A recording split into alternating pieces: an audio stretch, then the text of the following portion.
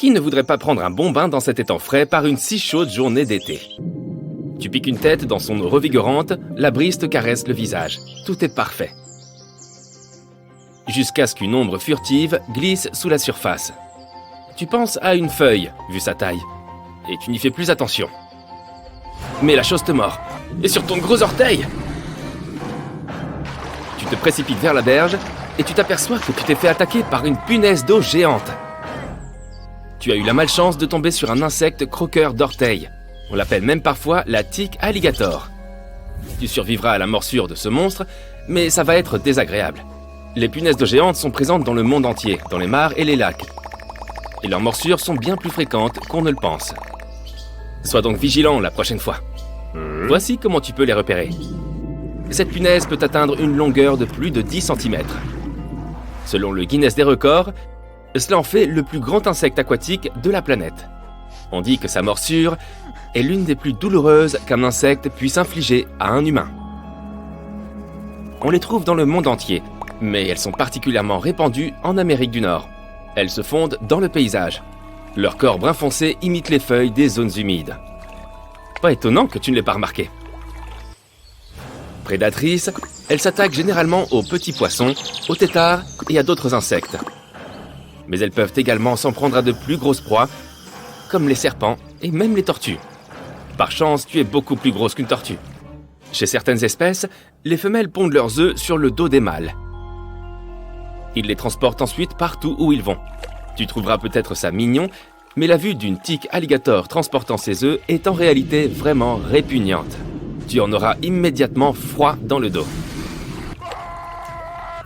Et le pire, c'est que cet insecte aquatique peut aussi voler. Alors fais aussi bien attention à ce qui se passe au-dessus de ta tête. Tandis que tu reprends ton souffle sur la berge, quelque chose atterrit sur ton épaule. Vite, balaye ça du dos de ta main. C'est un ostridé. Ces insectes diptères sont minuscules et vicieux. Ils pondent leurs œufs sur des moustiques qui les déposent ensuite sous la peau des humains où ils pénètrent. La température de ton corps est un environnement parfait. Quand les œufs éclosent, les larves commencent leur vie. Elles doivent à tout prix se nourrir pour survivre. Charmant. On trouve cette mouche principalement en Amérique centrale et du Sud.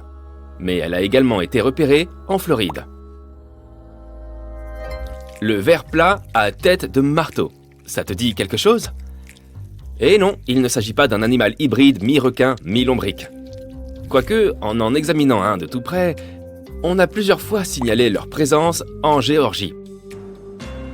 Et ils portent bien leur nom, avec cette tête en forme de croissant. Sauf que ce n'est pas leur tête. Leur bouche se trouve au milieu de leur corps. S'ils sont si repoussants, ce n'est pas par hasard. Ces petites choses sont venimeuses. Ils produisent de la tétrodotoxine, la même que l'on trouve chez le poisson-globe. Les scientifiques ne savent pas encore de quelle manière ils utilisent cette toxine, mais il y a fort à parier que c'est pour attraper leur proie, d'autres vers. Nous ne savons pas non plus en quelle quantité cette toxine est dangereuse pour un humain, mais les experts nous conseillent de garder nos distances. Si tu l'écrases, ce ver a la capacité de se reformer, et donc de se multiplier, comme dans le mythe de l'hydre. Ce petit animal, qui n'a absolument aucun humour, est en plus considéré comme une espèce particulièrement invasive. La chenille Lonomia obliqua est elle aussi très intimidante, et pour cause. Avec son venin puissant, elle n'est pas là pour rigoler. Ses larves sont recouvertes de minuscules soies en forme de pic qui sécrètent une toxine anticoagulante très toxique. Se faire piquer est donc plutôt grave. Mais en plus, comme elles vivent en grappe, il est fréquent d'en rencontrer plusieurs en même temps.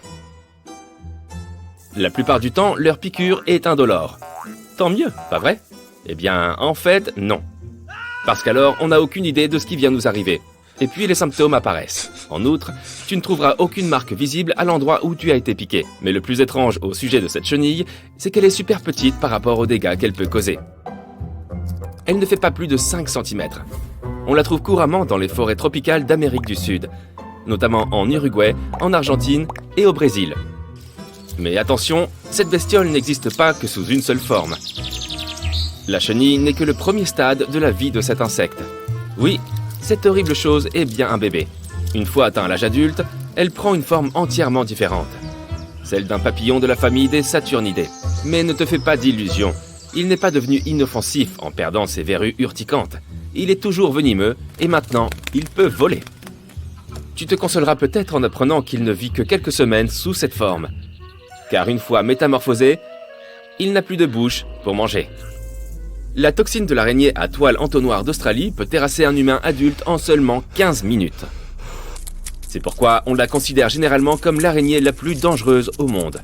Bien qu'aucune espèce d'araignée à toile entonnoir ne soit très aimable, celle-ci remporte la palme haut la main. Elle est relativement grosse et agressive, avec des crocs orientés vers l'arrière capables de percer même tes ongles. Les mâles s'aventurent souvent dans les zones peuplées à la recherche de femelles et sont ainsi beaucoup plus susceptibles de faire des victimes. Elles font leur nid dans des endroits frais et couverts, sous les rochers et dans les troncs pourris. Mais on les trouve aussi souvent dans les arbustes et les pierres des quartiers de banlieue. Si tu ne vis pas en Australie, tu peux te rassurer, elles vivent exclusivement dans ce pays. Mais si tu y vis, et si tu en vois une, éloigne-toi au plus vite. La bonne nouvelle, un antivenin a été développé en 1981, mais il est quand même préférable de garder ses distances. Au fond de l'océan, dans les régions tropicales, tu pourras apercevoir un magnifique coquillage bigarré comme celui-ci. Il en existe de toutes les couleurs et de toutes les tailles, et il ressemble à de minuscules vases qu'on dirait fabriqués par de petits potiers sous-marins. Si tu es comme moi, tu auras sans doute envie de tendre la main pour le ramasser et le ramener chez toi. Mais tu dois absolument éviter de le faire, car il ne s'agit pas de n'importe quel coquillage. Il abrite un dangereux mollusque gastéropode. Ça n'a pas l'air très effrayant dit comme ça, mais tu vas vite comprendre. Comme la plupart des mollusques, le cône est plutôt lent. Mais il sait compenser ce défaut par un comportement déterminé. C'est un prédateur qui chasse d'autres mollusques, des poissons et des vers sous-marins. Il attend patiemment qu'une proie s'approche et soudain il projette sa dent en forme de harpon acéré qui transperce sa victime. Cette dent peut percer toutes sortes de tissus, y compris celui des gants de plongée. Si tu es un humain, et j'espère bien que c'est le cas, le cône aura très peu d'appétit pour toi. Mais ça ne l'empêchera pas de te piquer si tu t'approches trop près. Et tu ne sentiras probablement rien car le venin injecté s'accompagne d'un analgésique naturel. C'est cette absence de douleur qui rend cet animal si dangereux. Si tu ne sais pas ce qui t'est arrivé, tu ne t'apercevras pas que tu es en danger. Il sera bientôt trop tard. Alors, si tu vois un joli coquillage, évite de le toucher. Ce minuscule coléoptère bombardier a un talent unique. Lorsqu'il se sent menacé, il est capable de projeter un liquide corrosif bouillant sur ses assaillants. Il utilise cet acide nauséabond pour éloigner les prédateurs et se venger des autres insectes. Et ça marche bien. Parfois, il arrive même à survivre après avoir été avalé. Les grenouilles recracheront souvent ces bestioles après avoir goûté à cette substance peu agréable. On trouve ce coléoptère dans de nombreux écosystèmes, des déserts aux prairies en passant par les forêts les plus denses. Ils ont su s'adapter sur tous les continents, sauf l'Antarctique. Mais tu n'en as probablement jamais vu, car ils sont minuscules, de la taille d'un ongle. Il est incroyable qu'une substance aussi corrosive puisse provenir d'un si petit insecte. C'est qu'il s'agit en fait d'un mélange de deux substances distinctes, l'hydroquinone et le peroxyde d'hydrogène, que l'animal conserve dans son abdomen grâce à un inhibiteur chimique. Elles sont stockées dans des cavités distinctes et doivent passer par des valves avant de se retrouver dans une cavité centrale où elles se combinent à une enzyme qui produit sa réaction. Les gaz créés se dilatent rapidement et produisent une forte chaleur. Alors fais bien attention à ne pas te mettre à dos l'un de ces petits gars.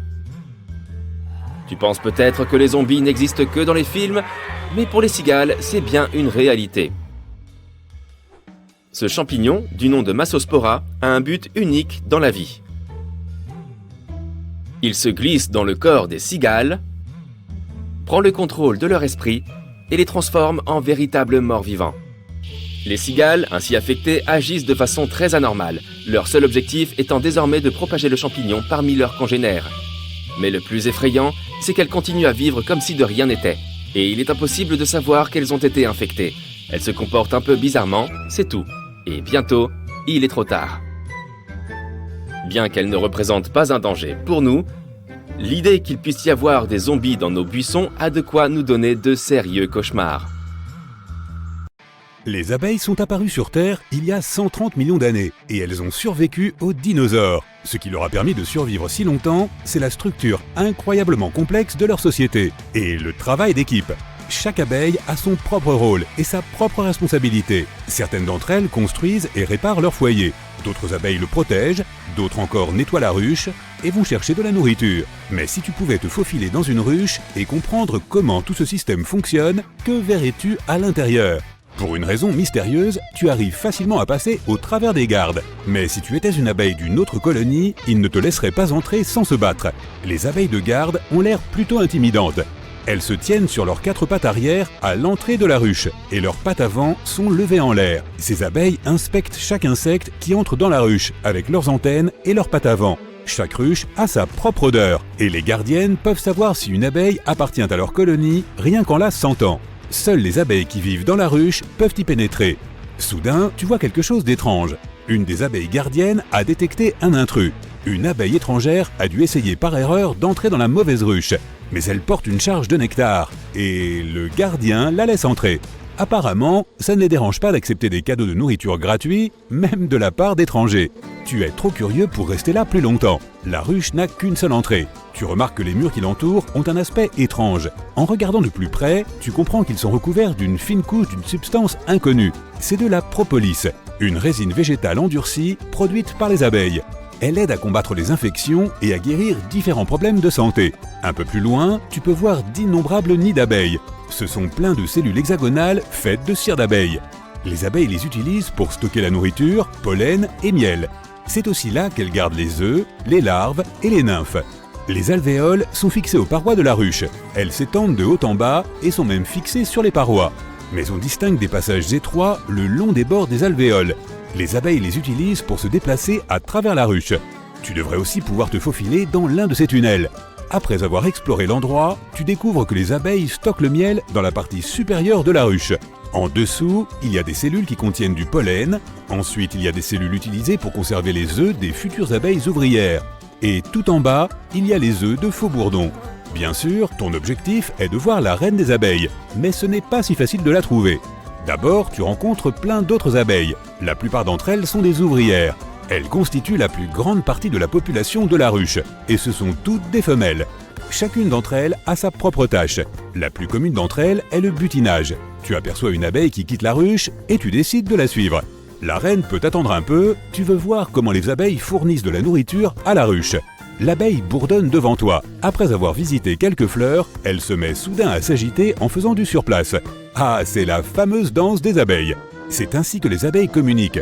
Une fois qu'une butineuse a trouvé une source parfaite de nectar, elle commence à exécuter une danse très précise. Elle consiste en une série de lignes droites et de chiffres en 8. Tout au long de la danse, l'abeille secoue également ses ailes. La durée de la danse indique à quelle distance de la ruche se trouve le nectar. Toutes les 75 millisecondes représentent une distance de près de 100 mètres supplémentaires. L'intensité de la danse dépend de la richesse de la source de nectar. Plus le mouvement est intense, plus l'abeille a trouvé une bonne source. Et il y a aussi l'angle de la danse. Il montre la direction du nectar par rapport au soleil. Ton abeille doit avoir trouvé des tonnes de nectar. Elle vibre pratiquement. Soudain, elle commence à voler vers la ruche. Tu la suis. Là-bas, l'abeille fait une danse agitée devant les autres abeilles ouvrières. C'est ainsi qu'elle indique aux autres qu'elles doivent aller butiner tout de suite. Tu décides de rester derrière et de regarder ce qui va se passer. Bientôt, les abeilles reviennent. Elles ont rapporté beaucoup de nectar qui doit être transformé en miel. Ton abeille fait une danse tremblante cette fois. Elle secoue ses pattes d'une manière qui fait trembler tout son corps. Cette petite danse incite les autres ouvrières à se baisser pour traiter le nectar. Il est temps pour toi de reprendre tes recherches. Tu replonges dans la ruche et tu commences à te faufiler dans les petits passages. Tu tombes sur les cellules où les abeilles ouvrières commencent leur vie sous forme d'œufs. Il faut 21 jours à une abeille pour passer de l'œuf à une ouvrière adulte. La première tâche de cette nouvelle ouvrière est de nettoyer la cellule où elle a grandi. La cellule devient alors une pépinière pour un nouvel œuf, et l'abeille s'occupe de cet œuf. Plus tard, elle nourrit la larve et la garde au chaud.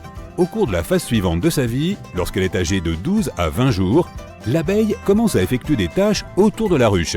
Elle produit de la cire, stocke le pollen et le nectar, construit la ruche, garde l'entrée et ainsi de suite. Lorsque l'abeille atteint l'âge de 20 jours, elle devient une butineuse. Elle cherche et livre du pollen, du nectar et de la résine d'arbre pour fabriquer de la propolis.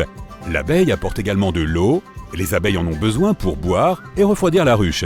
À un moment donné, tu vois quelque chose qui ressemble à une chambre d'hôpital. Là, des abeilles ouvrières s'occupent de ceux qui ne se sentent pas bien. Les médecins leur apportent différents types de miel en fonction de leurs problèmes. S'il n'y a pas d'autre moyen, elles sortent une abeille malade de la ruche. Cela permet d'éviter que toute la colonie ne tombe malade. Et puis il y a aussi les abeilles qui contrôlent la température. La température dans la ruche est généralement d'environ 35 degrés Celsius. Il est crucial de la garder ainsi, ni plus chaude ni plus froide. Sinon, les œufs ne vont pas éclore. Tu vois un groupe d'abeilles et tu comprends instantanément que ce sont des abeilles à température. Apparemment, la température de la ruche a baissé et maintenant, elles essaient de la réchauffer.